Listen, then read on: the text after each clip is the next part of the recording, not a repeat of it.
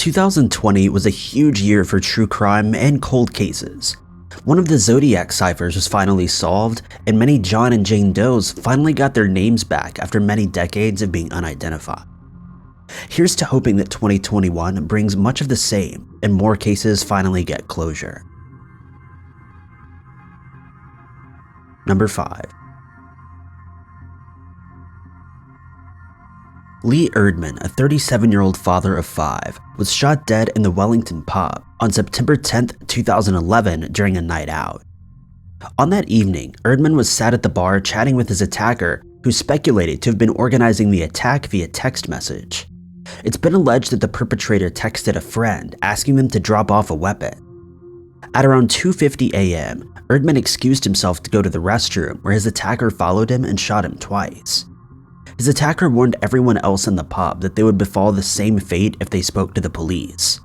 Since that evening, no witnesses have come forward with any information. Greater Manchester police believe that Erdmann was targeted because he was drinking in the Wellington pub, but wasn't from that area.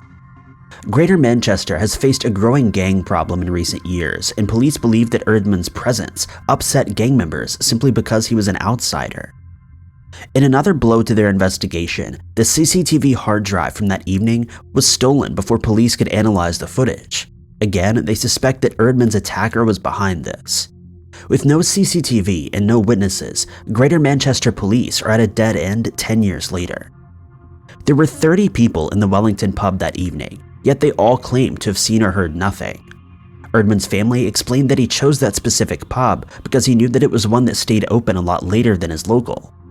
Erdmann was out drinking that evening as the anniversary of his daughter's death was approaching and was trying to seek comfort through alcohol and the company of others. Detective Superintendent John Chadwick of the Greater Manchester Police made the following statement to the Manchester Evening News, saying, "I think the weapon was brought to the pub after Lee's arrival. We've investigated this for a long time, spoken to hundreds of people, and there's no evidence that anyone knew that Lee was going to be at that pub. It was a split-second decision by Lee, who couldn't sleep. He'd been drinking in the Hyde Park Corner pub earlier that day, and he'd heard someone say that there was a late night at the Wellington. Lee's family are now urging anyone with information to come forward and speak to the Greater Manchester Police. There's currently a $50,000 reward for information that leads to an arrest." Lee leaves behind 5 children, and his family are pleading for those to come forward so they can finally have some closure after 10 long years. Number 4. The community of Waltham, Massachusetts were awoken in September of 2011 to news of a vicious crime that had taken place at 12 Harding Avenue. Inside of the apartment, 3 young men were found dead, with one of the first attending officers describing it as the worst bloodbath I've ever seen in a long law enforcement career. The 3 men were later identified as 37-year-old Rafi Takin, 31-year-old Eric Wiseman, and 25-year-old Brendan Mess. Eric and Brendan had been on and off roommates in the previous months, with arguments and disagreements causing Eric to move out of the apartment and sofa surf for a while before he was allowed back in. After staying at his friend's house for a few days, Eric returned to the 12 Harding Avenue apartment, which he shared with 25-year-old Brendan. The 2 roommates had invited over Rafi Takin for the evening as they planned to watch the New York Jets versus the Dallas Cowboys NFL game that evening. It's known that Eric arrived at the apartment at 7:30 p.m. and was texting with friends and family, letting them know his plans for the evening. All 3 men were in communication with friends and family members for the majority of the evening. The last known activity on their cell phones came at 8:54 p.m. when Eric ordered pizzas. However, when the pizza delivery man arrived at the apartment just 20 minutes later at around 9:14 p.m., he was met with complete silence. The pizza delivery man knocked on the door several times and even called Eric's phone, but was met with no answer. Confused, the delivery driver returned to his workplace and chalked it up as them having fallen asleep or not being in the apartment. However, by September 12, 2011, friends and family members were beginning to worry, as none of them had heard from the 3 men since the previous evening. Brendan's girlfriend was so concerned that she contacted the landlord of the apartment and asked to be let inside. It was here that she was met with a crime scene that will live with her forever. Police were immediately called to the scene and noted that the crime scene was unlike anything they'd ever seen before. The motive of robbery was quickly ruled out as over $5,000 was found throughout different rooms in the apartment, and no personal belongings were missing. To add yet another layer to the mystery, the apartment showed no signs of forced entry, meaning that the man had either known their attacker or trusted them enough to let him in the apartment, or the door had simply been unlocked. What's even stranger is that all three men were in incredibly good shape when they all enjoyed bodybuilding and other activities such as martial arts. This pointed police in the direction of more than one attacker, as it would have likely been incredibly hard for one person to subdue all three men. Police are still considering several different motives and have no clear suspects at the time. Some family members believe that Brendan's girlfriend was behind the attack, with Rafi and Eric simply being in the wrong place at the wrong time. However, witnesses have come forward, and neighbors in the apartment block didn't report hearing anything unusual that evening.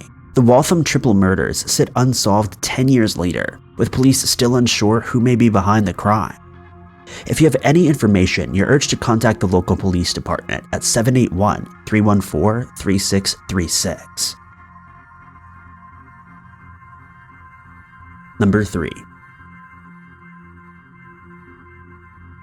Paul Frappier, who went by the stage name Bad News Brown, was found murdered on February 11, 2011, under mysterious circumstances, with police saying there was evidence of violence at the scene. Bad News Brown, whose real name is Paul, was highlighted as one of Quebec's rising stars in the hip-hop scene after creating his own record label in 2009. Bad News Brown had even performed with Snoop Dogg and Kanye West and friends, and family insists that Brown wasn't affiliated with any gangs of criminal activity that could have led to his murder. In fact, Brown was known as the pillar of the community. In the months before his death, he'd agreed to be a mentor to kids in the Little Burgundy area, offering his industry insight to help them produce music. Brown's generosity also extended outside of the community, with him helping fellow artists to break through in the industry and helping them to obtain opportunities with different record labels and getting them spots in various projects. Brown was last seen alive by his girlfriend on February 11, 2011 at around 10 p.m. The two parted ways as Brown told her he was going to meet with someone, but never specified who or where. It wasn't until later that evening, when a couple were out walking near Lachine Canal, they found his body. Police have never released the official cause of death and have only commented that he'd suffered from injuries to the head and that evidence of violence was at the scene. They believe that it's important to withhold this information from the public to preserve the integrity of the case, as it's information that only the killer would know. Those closest to Brown believe that somebody out there knows the truth and have urged them to come forward with information that'll lead to an arrest. Brown's former manager told Montreal CTV News, "It's an ongoing investigation. I think they did what they could do at the time, but they didn't have enough resources to go further and speak to people in the community who would have known something." 10 years on, the mysterious death of Bad News Brown lays unsolved, with friends and family wondering if they'll ever get closure. If you have any information, you're urged to contact the Montreal Police Department at 514-393-1133. Number 2. Workmen were given the surprise of their life in November of 2013 when they were working on the renovation and restoration of a garden in Warlingham. As they were working their way through the garden, they decided to inspect an old well that appeared to have been untouched for some time. However, when they looked inside, they found human remains. Police were immediately called, and the body of an adult male was recovered and sent to the coroner's court for further examination.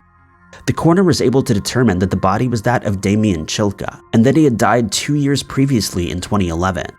However, the official cause of death could not be determined due to the state of his body.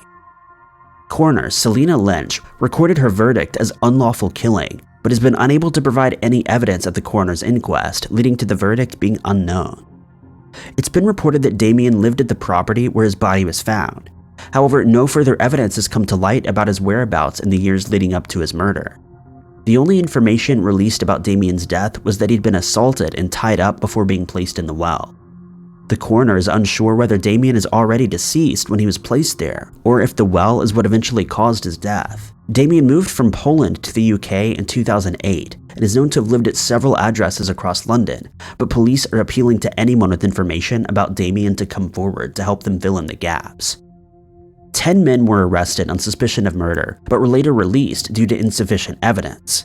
Detective Inspector Mick Norman made an appeal on national TV, saying, "Our focus is now to build up a fuller picture of Damien's life in the UK. I'm appealing to anyone who knew or previously worked with him to contact the police and help us piece together Damien's life and how it came to an end in these disturbing circumstances.